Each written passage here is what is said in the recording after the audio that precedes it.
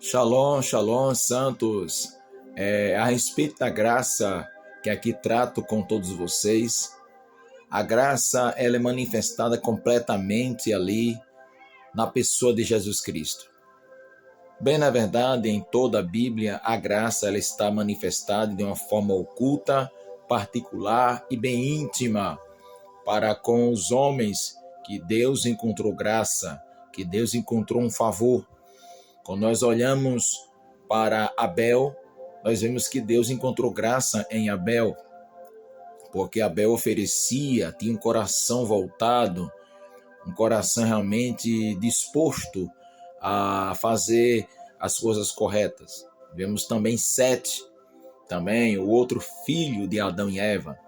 Quando se fala de graça, se fala que lá em Gênesis havia essas manifestações sobrenaturais da parte de Deus para com o homem. Não porque o homem era o tal, não, é porque Deus ele encontrava. Quando a Bíblia diz que Deus olha para o coração do homem, ele não só olha só para a aparência. A aparência é importante, mas o mais importante é o que está dentro do coração do homem. Então Deus enxerga coisas em nosso coração que nós não conseguimos enxergar.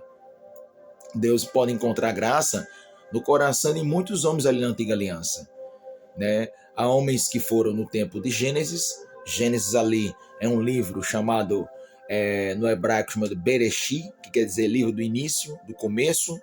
Não é a lei ali ainda. Ali simplesmente caía sobre algumas pessoas um certo favor de Deus, quando ele encontrava em alguns seres humanos e ele investia uma tarefa para ser feita. Mas depois vem o livro de Êxodos. De Êxodo até Malaquias, aproximadamente, é o período da lei. Até no início dos evangelhos, também a lei, porque a lei está sendo cumprida através de quem? De Jesus Cristo, a lei e os profetas. Detalhando bem, a palavra Jesus Cristo, a palavra Cristo, ela não aparece com muita ênfase nos evangelhos. A palavra Cristo só aparece uma vez ali, quando Pedro diz, tu és o Cristo, filho de Deus Altíssimo. Só que no original não é Cristo. Ali a palavra ali é tu és o Messias, o Filho do Deus Altíssimo. É porque foi traduzido do hebraico para o grego ali. Então o Antigo Testamento é todo no grego. O Novo Testamento, aliás, é todo no hebraico.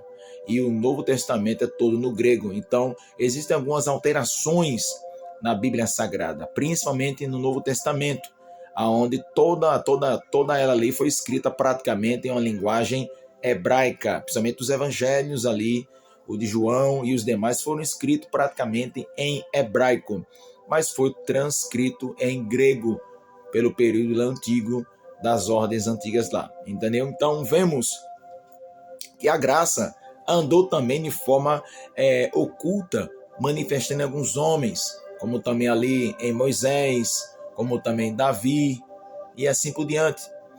Mas é interessante que é nos dias de nascer o Salvador, do complemento já da lei dos profetas, do cumprimento da lei dos profetas, foi quando veio o anjo Gabriel e apareceu para Zacarias. Deus encontrou graça em Zacarias, em Isabel, em nascer quem? Aquele que iria preparar o caminho. 6 meses depois, aparece o mesmo anjo para Maria. E Maria, Deus encontrou tamanha graça essa, que nasceria dela o Salvador da humanidade. E observa a saudação do anjo. Ave Maria, quer dizer, agraciada, bendita, bem-aventurada és tu entre as mulheres. Então, graça, não porque ela era tal, mas porque ela estava realmente conforme a lei, conforme princípios, andava uma vida até mesmo de piedade, uma vida de obediência. Não é uma vida de perfeição, mas é uma vida de dedicação, uma vida de humilhação ao Senhor, uma vida devota ao Senhor de verdade, como nos dias de Noé, a qual Deus encontrou somente em Noé aquele favor. Interessante. Então é Deus que encontra.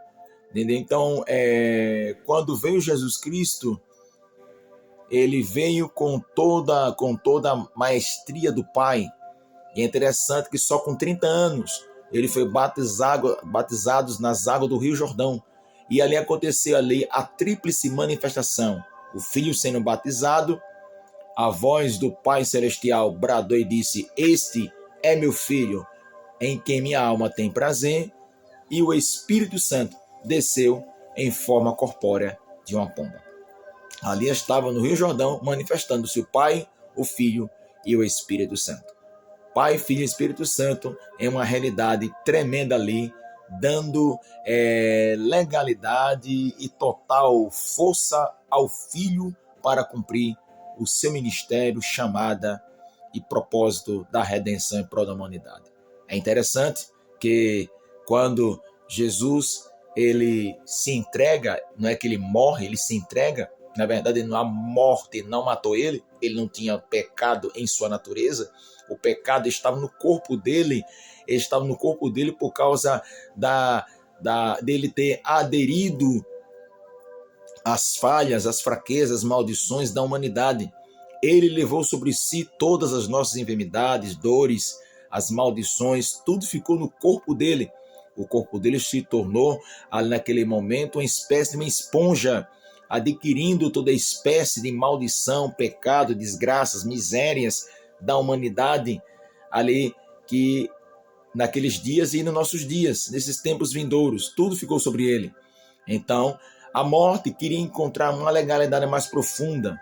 A morte não encontrou porque em sua natureza ele é Deus, em sua natureza ele é puro, em sua natureza ele é perfeito. Então não conseguia a morte adentrar para o matá-lo. Então Jesus ele não morreu, Jesus ele se entregou à morte. Esta é a linguagem certa. Jesus se entregou à morte. Ele disse: Pai, em tuas mãos entrego o meu espírito. E quando ele disse isso, ele expirou. Ou seja, ele saiu de dentro daquela roupagem que estava carregada de pecados e ali partiu e deixou ali e ficou de sexta para o sábado. E quando foi do sábado para o domingo, na madrugada, aconteceu um grande movimento do Espírito e o Espírito Santo o levantou dentre os mortos. É interessante que quando ele morreu na sexta, o véu do templo se rasgou.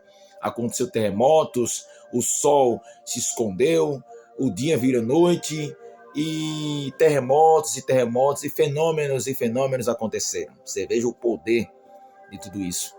E é interessante que no terceiro dia o Espírito Santo levanta Jesus dentre os mortos e nos traz uma nova esperança.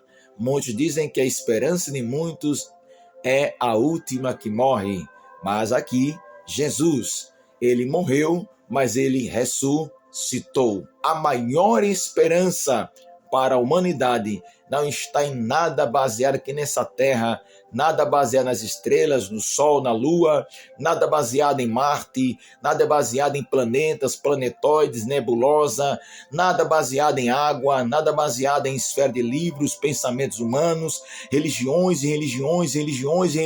Não! A base da nossa vida, a nossa pessoa, deve focar nossos olhos em Yeshua, Jesus, o Salvador da humanidade. A única religião, não é religião, mas só para juntar com as outras, que leva a uma eternidade perfeita para com os céus, é o cristianismo. Bom dizer mais além, para melhorar essa linguagem, tirar a palavra religião, que ela é muito caótica, muito confusa, muito carnal, diabólica e humana. Eu vou dizer que a única fé, aí sim, a única fé que leva à eternidade com Deus é a fé de uma criatura, de um homem, em Jesus. E em Jesus, em direção ao Pai. Seja Deus louvado, aproveitemos a graça.